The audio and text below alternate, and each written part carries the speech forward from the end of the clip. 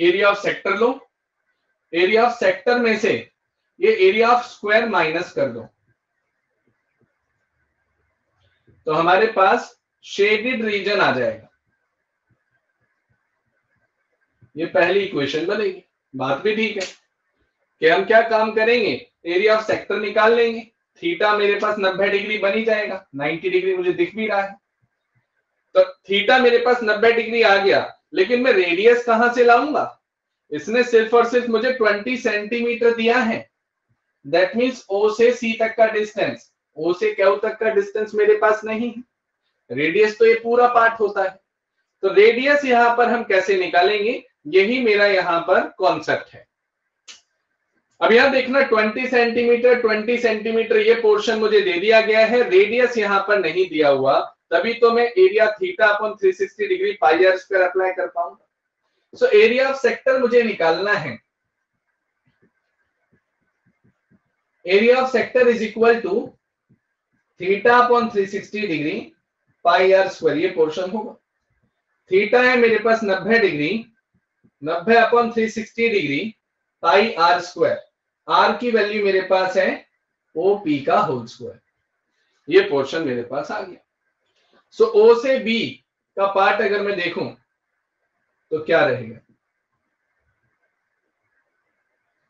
ओ से बी तक का पार्ट अगर हम देखें तो क्या रहेगा, ये तो रेडियस है, क्योंकि मेरे पास और कोई रास्ता नहीं है रेडियस निकालने का। देखो जो रेडियस यहां से होगा ओ से पी, उतना ही ओ से क्यू रहेगा, तो ये पूरा सेक्टर मेरे पास ओ से पी रहेगा। लेकिन मैं किसी भी पॉइंट पर रेडियस नहीं निकाल पाऊंगा, सिर्फ और सिर्फ बी के अलावा, क्योंकि जो बी पॉइंट आ रहा है एकदम डायगोनल बनता है स्क्वायर का। तो ये 20 सेंटीमीटर, ये पार्ट 20 सेंटीमीटर, मतलब ये वाला पार्ट 20 सेंटीमीटर मेरा बना। दैट मीन्स ये जो ट्रायंगल फॉर्मेशन हमारे पास आ रही है, इस ट्रायंगल फॉर्मेशन में हम पाइथागोरस थ्योरम लगा दें तो मेरे पास ओबी की वैल्यू निकल आएगी। अगर मैं इस ट्रायंगल फॉर्मेशन में पाइथागोरस थ्योरम लगा दूं तो मेरे पास ओबी की वैल्यू निकल आएगी, और ये ओबी की वैल्यू ही तो मेरा रेडियस होगा। तो ये रेडियस मेरे पास यहां से जैसे ही बन जाएगा वैसे ही ये पूरा क्वेश्चन सॉल्व। बस इस रेडियस की वजह से ये क्वेश्चन इंपॉर्टेंट हो जाता है। 3 नंबर में काफी टाइम या काफी बार ये पार्ट रिपीट हुआ है। सो हम यहां पर क्या काम करने वाले हैं, रेडियस निकालने के लिए इस ट्रायंगल पर ऑपरेशन करेंगे। To find OP in triangle OPB, right angle triangle OPB, apply Pythagoras theorem, OB square is equal to OP square plus PB square, ये पोर्शन मेरे पास है। R square is equal to OP, यहां से यहां तक, sorry ओ ए आएगा, यहां से यहां तक ओ ए 20 स्क्वायर, और यहां से यहां तक ए बी आएगा। ट्रायंगल ले रहे हैं खाली, ए बी की लेंथ भी 20 का स्क्वायर, तो याद रहेगा R square is 2 times of 20 square. So R की वैल्यू आ जाएगी मेरे पास 20 टाइम्स ऑफ √2 सेंटीमीटर। तो ये रेडियस मेरे पास आ गया 20 टाइम्स ऑफ √2 सेंटीमीटर। जैसे ही आपके पास रेडियस निकल कर आता है तुरंत यहां पर हम पुट करेंगे, area of sector is equal to 90 degree upon 360 degree into pi R square. OP का मतलब रेडियस, ये मेरा ओपी, हाँ रेडियस, ओपी भी उतना ही होगा जितना ओबी होगा।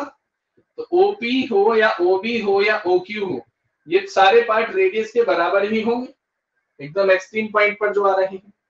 ओपी की जगह में 20 √2 पुट कर सकता हूं, सॉल्व करेंगे, ये आ गया 1/4, पाई की वैल्यू पुट करनी है 3.14, 20 का स्क्वायर होगा 400, √2 का स्क्वायर होगा ओनली 2, ये पार्ट मेरे पास आ गया 2, ये पार्ट आ गया मेरे पास 200, ये आ गया मेरे पास 100, तो इसका डबल करेंगे तो आएगा 628 00 अपॉन 100। आंसर कितना आया 628 सेंटीमीटर स्क्वायर। लेकिन ये एरिया ऑफ सेक्टर निकला है, मुझे तो ये रेडिश पोर्शन निकालना था। सो एरिया ऑफ सेक्टर मेरे पास निकल कर आ गया 628 centimetre.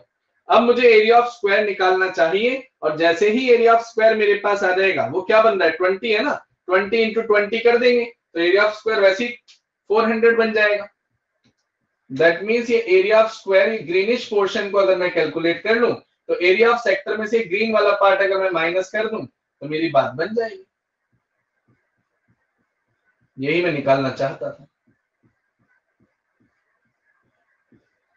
So area of sector में से एरिया ऑफ स्क्वायर को अगर मैं माइनस कर देता हूं तो आंसर मेरे सामने होगा।